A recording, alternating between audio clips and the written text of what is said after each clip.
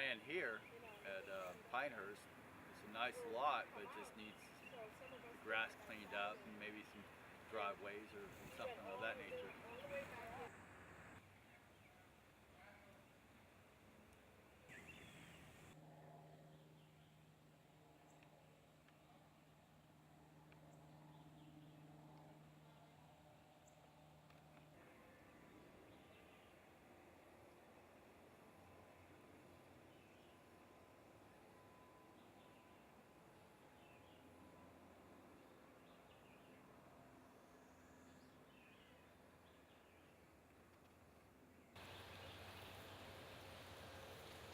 Our long-term goal is to have some kind of permanent maintenance set up that will maintain this place for years to come. If you look next door, obviously the beautifully manicured evergreen is there.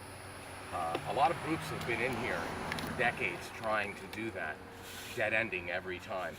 So I guess our long-term goal would be to have this place set up so it's beautiful with some dignity by the signing of the Civil Rights Act next year, the 50th.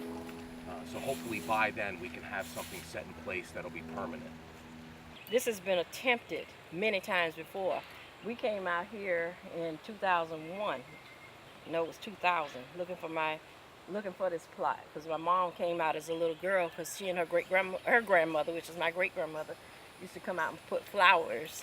There's a planter, two of them inside this enclosure. We found it, I think it was near 2000, because my daughter's doing the genealogy research.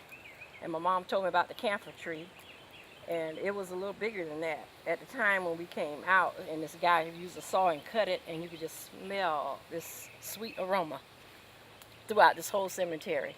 So it has been attempted to clean this place many times, but without maintenance, it will, after a few months, will go back to the same state. I read about this cemetery cleanup in First Coast News, and so, we believe that everybody should be recognized and remembered. And the fact that this cemetery is in such horrible condition, that's what really brought us down here. And then we started finding all the veterans markers. Yeah. Well, when you're walking around and you see these veterans' graves that are covered over and in disrepair, some of them knocked down, and then you look across the fence to Evergreen Cemetery and they're the beautiful bleached white and well taken care of, it's really, really sad, because these are forgotten veterans and forgotten souls for the rest of the cemetery as well. Well, we went out last night. After we came down yesterday and looked at it, we went out and got a new weed whacker, and I brought my chainsaw and some of my expertise on outdoor work, and we're just going to town. And Teresa went through this morning and marked out as many of the military graves as she could find, and we're trying to clean those up right now and place a flag on them in honor of Memorial Day. For a long time it was considered to be, there's this mystery here that no one knew who owned the land, or there are a few records. We have seen them. A lot of the family are gone. But for the most part, every now and then people will come in. I'm not sure who the two young folks are, but they come in here every now and then. I'll see two guys weed whacking on their own. And then they'll leave.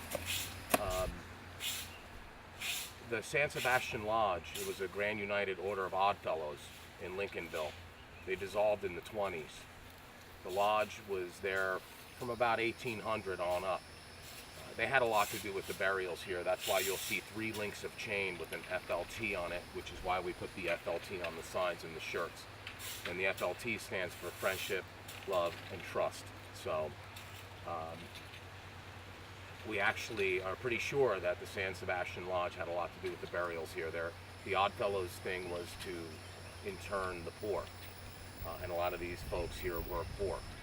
And you'll see some of the markers are actually very nice.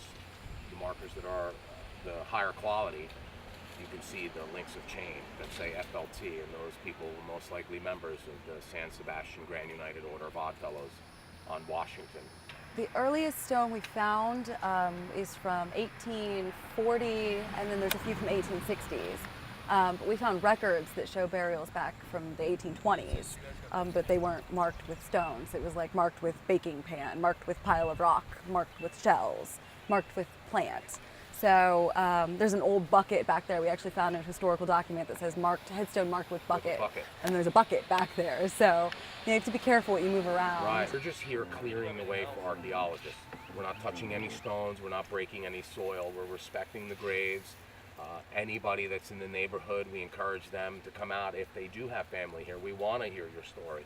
We want to know what you know about this place. Put the stories behind the people and bring them out.